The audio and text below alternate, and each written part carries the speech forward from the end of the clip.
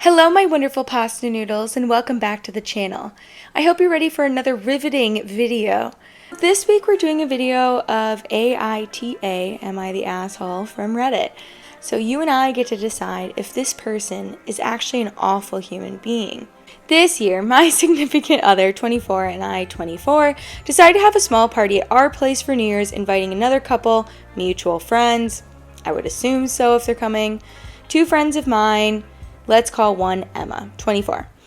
As we were hosting, it was easiest for us to decide to do all the shopping for drinks and food, asking every invitee if they had any preferences, both financial and dietary, as we had agreed to split the costs and the drinks that we'd buy.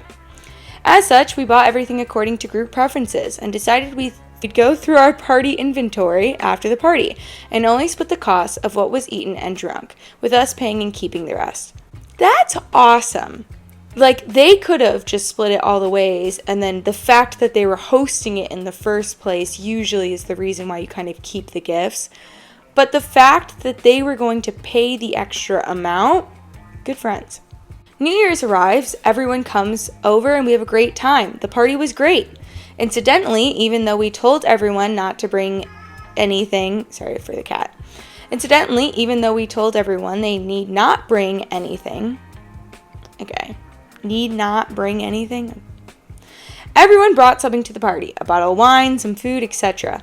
This is not unusual, at least where I'm from. People usually bring something small, a bottle or a little party favor to the host. Okay, so what I was saying. Everything our friends bought, we shared and drank together. My friend Emma brought a bottle of sparkling wine, which she insisted we drink at midnight, and we did. The total cost per head came to €9.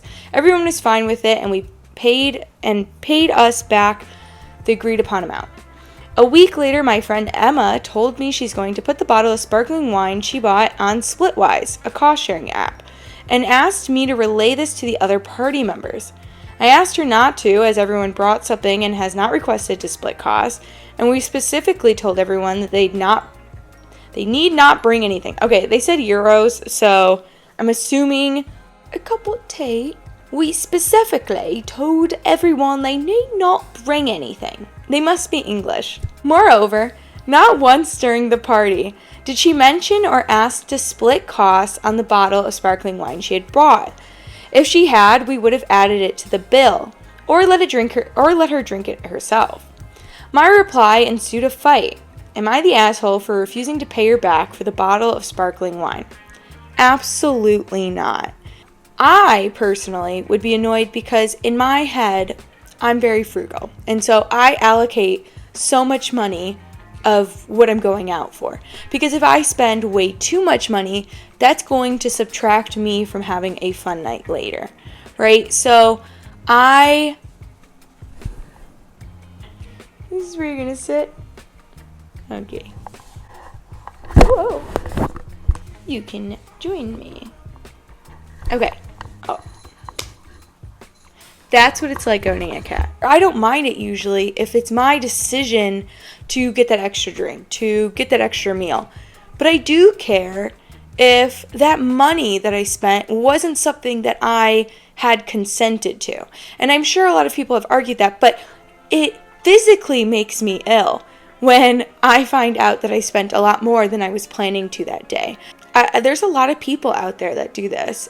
It could be really something as simple as I say, hey, I'm going to pick up a bottle of wine, and they go, no, I can pick up one.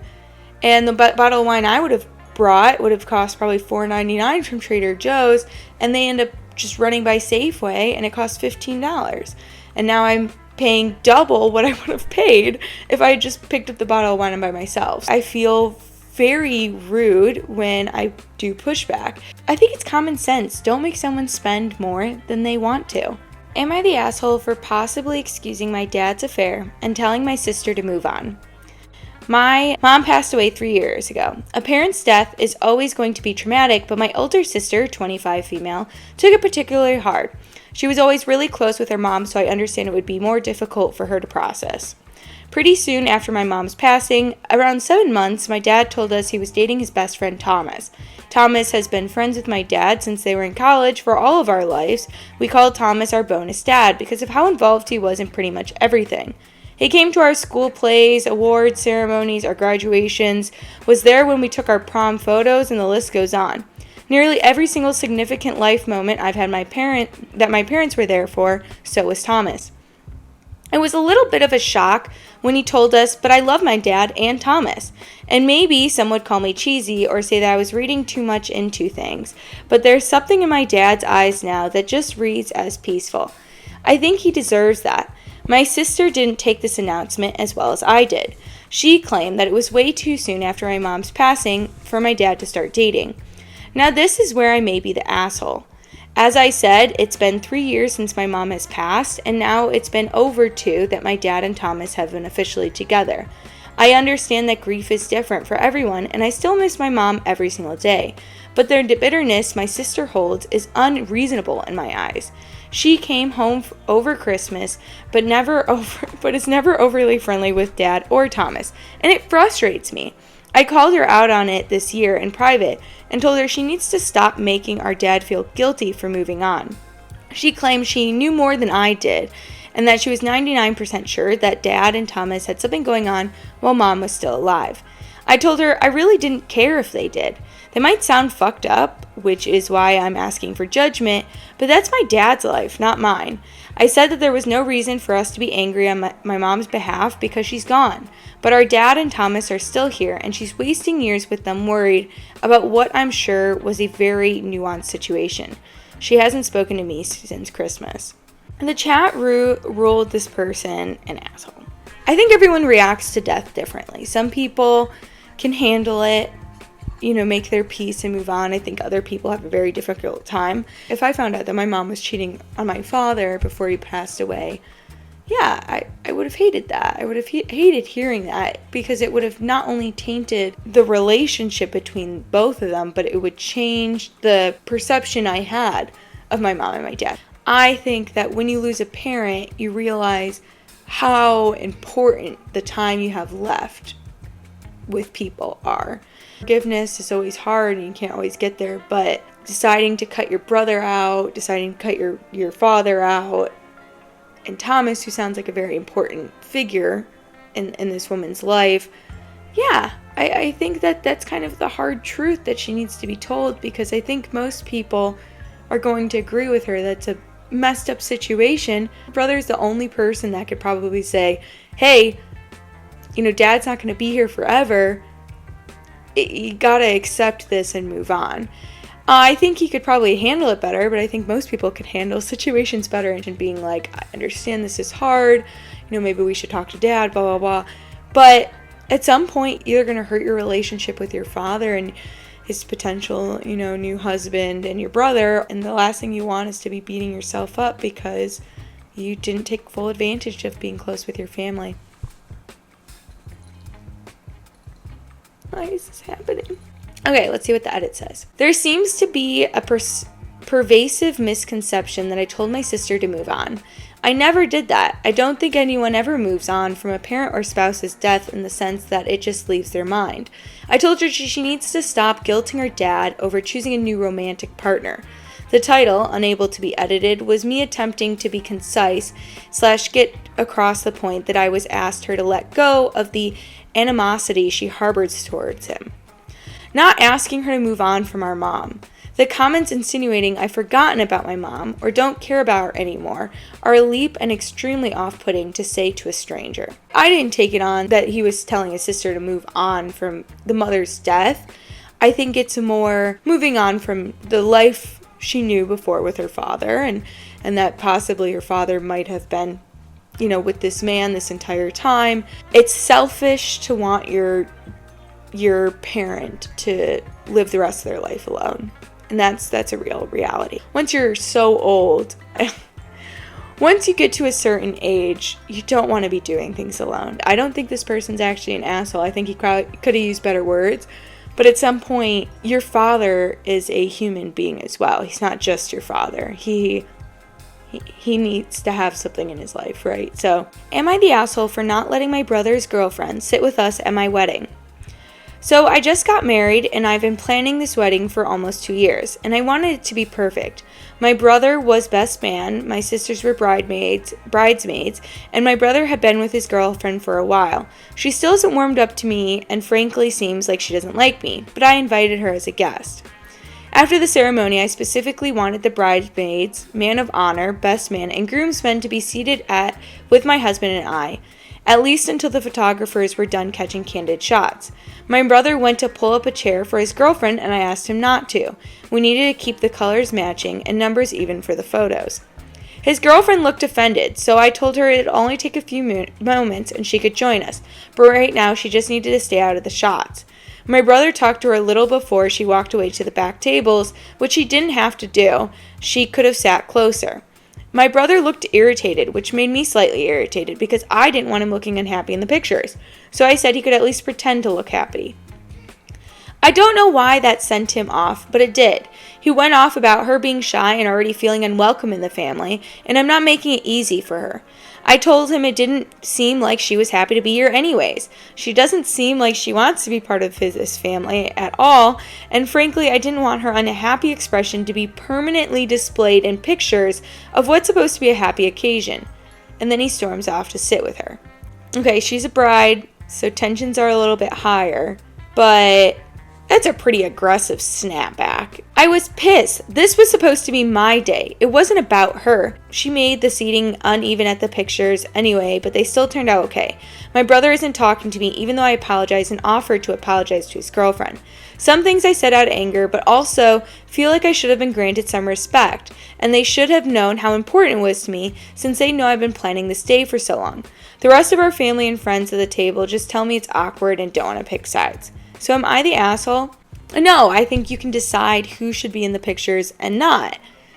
That being said, you could have gotten some pictures with everyone and then asked her to come in and get some extra pictures. That being said, most guests of bridesmaids and groomsmen aren't in the pictures, so that shouldn't have been too bad. But it sounds like you already hated this girl, didn't really give her a chance, and she wants to be involved in your day, and you decided to kind of embarrass her in front of everyone. You said things out of anger, and it's great that you apologized, but I don't know, was it worth it? If people are telling you it's awkward and they don't want to pick a side, that means they've picked a side and they think that you were the crazy one, but they don't want to say that to you.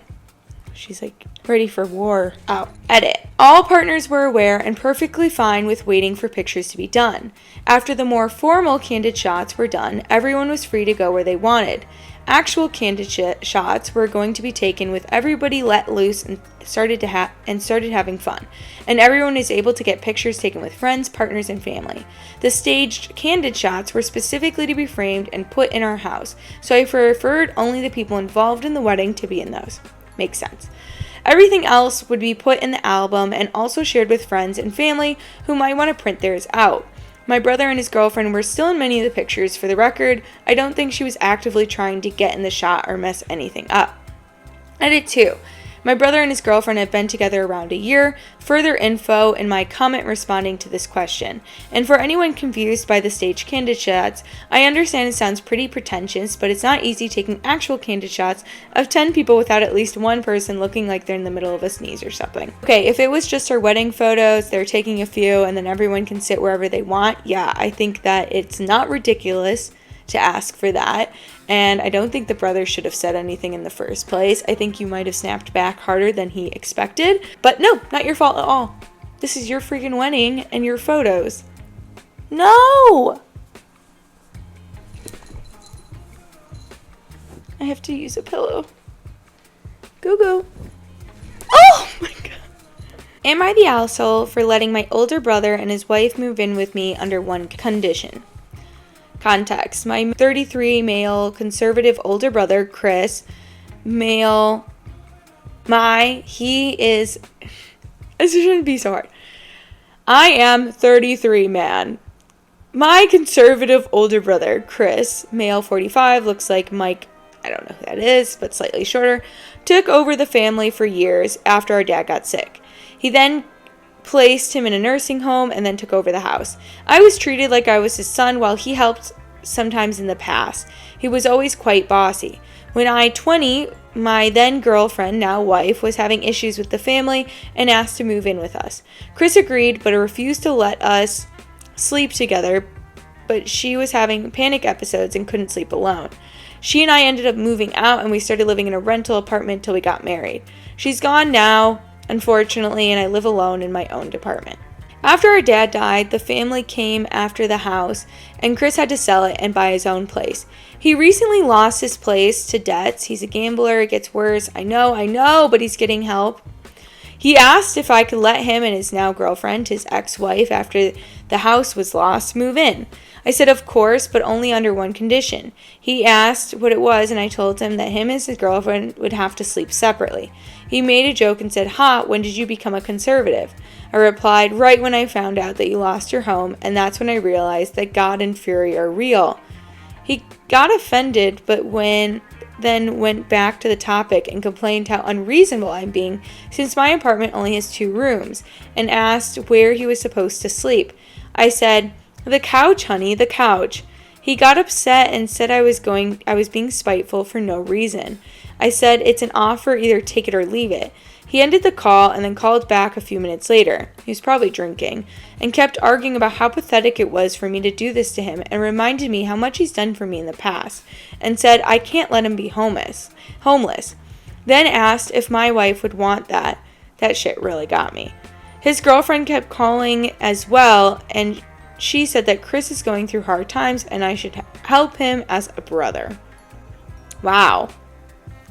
I think when you originally were moving into his place at 20 years old, I think how he viewed you staying in a bed, another 20-year-old, I think it was a little bit different. I mean, I assume that if I came home from college and brought a boyfriend from college and asked my mom if I could sleep in the same bed, she'd probably say no.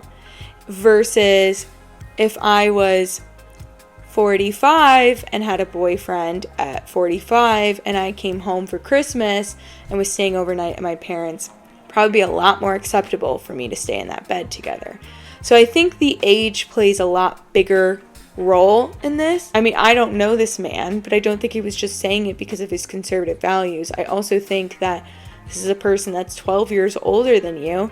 He doesn't know if this person was going to become your wife or not. I mean, 20-year-olds do a lot of things, right?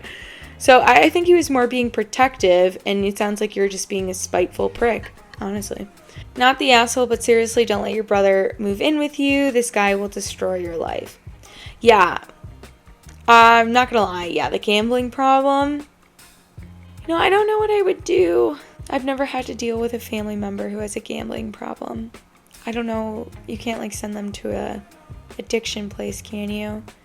But yeah, someone who might steal my stuff and sell it so they can gamble with more money, or to steal stuff from my wallet, I don't think I would want that person living in my house. Gambling and drinking, he's a disaster, not the asshole, don't let him move in. I don't know why, I just completely blew over the gambling stuff. Why not just say no? It's obvious you don't want him living with you, just say so. What do you hope to accomplish by playing the games?